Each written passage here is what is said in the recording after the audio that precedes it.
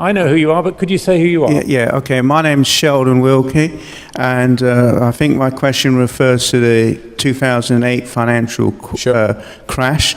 I think one of the problems people have, the anger amongst the general public, is that we are paying for the bankers' mistakes in the sense of there was a massive bailout by government, and I think that has annoyed the public no end, and that is why we've seen the rise of Corbyn. Everyone feels that we're paying for their mistakes, and they should carry the can, not the general public.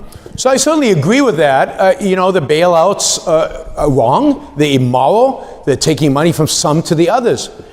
But the real villains of the 2008 crisis are not bankers.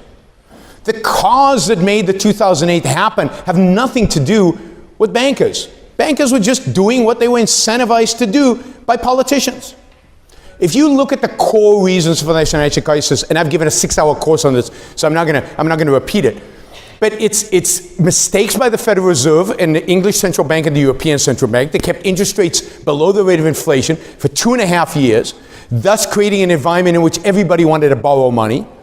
It's the fact that money got funneled into housing because the U.S. government, on a massive scale, unprecedented massive scale, was subsidizing housing and encourages us all to invest in housing.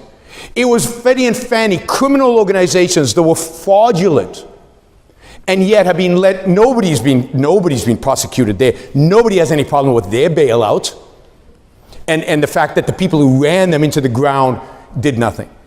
And indeed, the two congressmen most responsible for the financial crisis in my book are Christopher Dodd and what's his name, Bonnie Frank, right? And they get the bill that's going to fix it all named after them.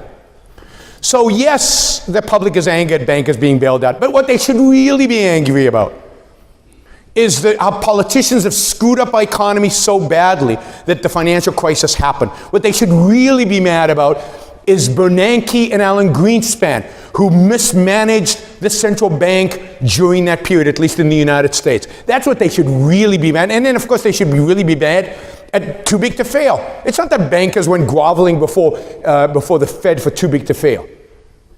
Too big to fail was introduced by the Federal Reserve in 1984 when they bailed out Continental Illinois and basically declared to the world that we will not allow a big bank in the United States to fail. So are you surprised that bankers behaved in a way that suggests that they believed they would never fail?